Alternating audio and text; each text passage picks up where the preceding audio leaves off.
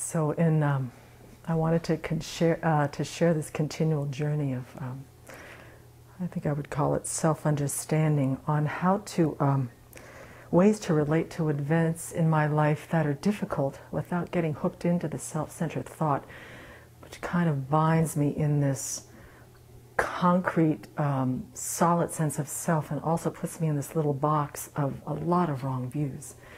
So the last time I shared that one of the things that has been a very strong antidote for me in regards to this is to bring compassion into a situation and to understand as deeply as I can get it is that the suffering that I experience and that the causes that I experience, to get that sort of in a heartfelt way without a lot of dialogue, without a lot of thinking about it, and that due to afflictions and karma, this is the results of those, and that to bring kind of an open-heartedness, a sense of space to my situation. And this is very different than the way that I usually address difficult situations in my life. So I've been using this. This is compassion is a heart-opening experience. It's a softening experience. And I've had many reminders in the past few months since I got sick that it is something that I frequently have to bring to my mind. It's not like I can generate it deeply in my heart one morning and then just take for granted that it's going to be there for the rest of my life. It's that I've continually had to turn back to generating this in my mind, because the self-centered thought is more than willing to take whatever suffering or discontent in my life and make it once again into a problem. So this is the first of the antidotes that I have found very, very helpful. The next thing that I've been thinking about is how to connect more to my own inner wisdom. The mind that's part of my Buddha potential, the part of my mind that has a direct tap into this bottomless well of all of my good qualities, of my knowledge, of my wisdom, of my clarity, of my awareness. And I have discovered that I need to do this continually by getting to know myself more and more.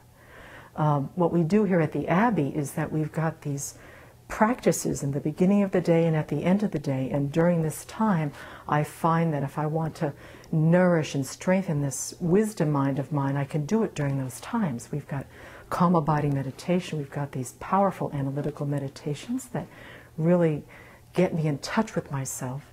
We can do visualization, prostrations. I find that I connect to that wisdom mind somewhat regularly, although not frequently, during these meditation sessions. But then we've got this 14 hours between those two, and what happens during the course of the day is, for me, is like, who knows what's going to happen. It's kind of like a card game.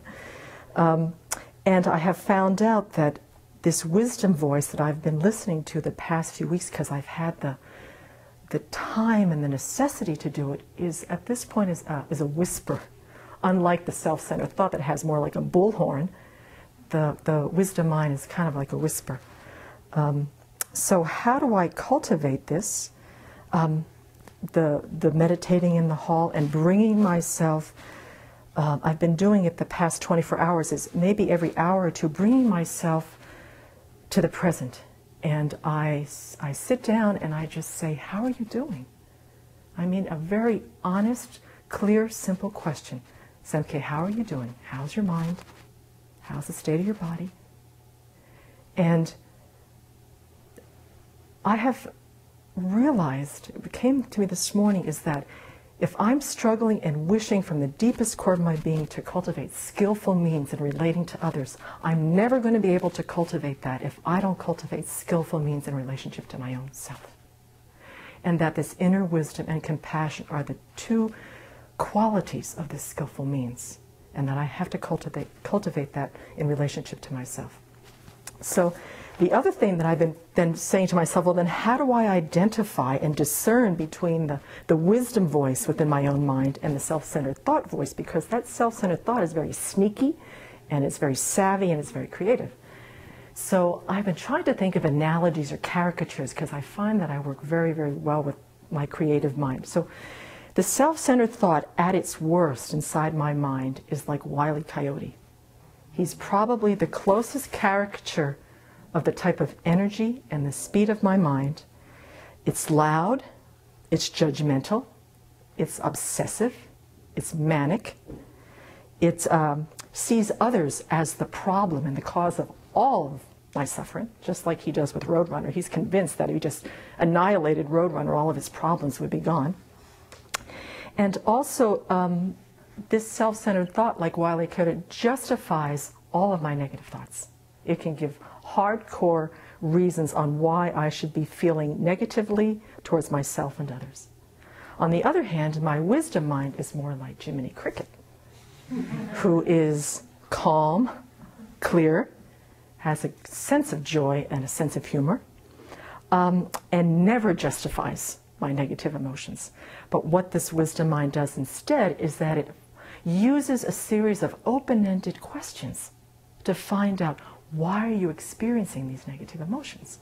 So it's like, I'll sit down and I'll get in touch with myself, and this voice will go, oh yeah, that's definitely crankiness. And why are you cranky today, Semke? What's the cause? What's underneath that? And then I'll sit for a while. I can just hear this Jiminy Cricket voice go, oh, attachment didn't get what it wanted yesterday. I see. Yes, you did that project for 3 days for Venerable, and she didn't acknowledge all that good hard work. And your mind really was attached to having some praise and some acknowledgement from her. Yeah, that's attachment. But you know, her role is not to praise you, it's to lead you to enlightenment. And as far as my understanding knows, is attachment and praise have nothing to do with enlightenment.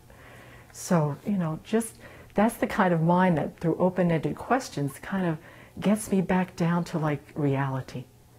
And it's very realistic too. You know, it doesn't have unrealistic expectations of me, and at the same time it really fosters all of my good qualities. So to cultivate wisdom, I would encourage folks to take a few times a day to either, you know, create caricatures, have a very heart-to-heart relationship with yourself. If it's 2 minutes, if it's 10 minutes, twice a day, 10 times a day, whatever. But we've got to know ourselves. If we don't gain the wisdom of how our own minds and hearts and bodies function, the self-centered thought is going to continually use it to create the causes for suffering in our lives. So I would strongly recommend that, and I've made a commitment to myself as best as I can to follow my own advice and my wisdom's advice.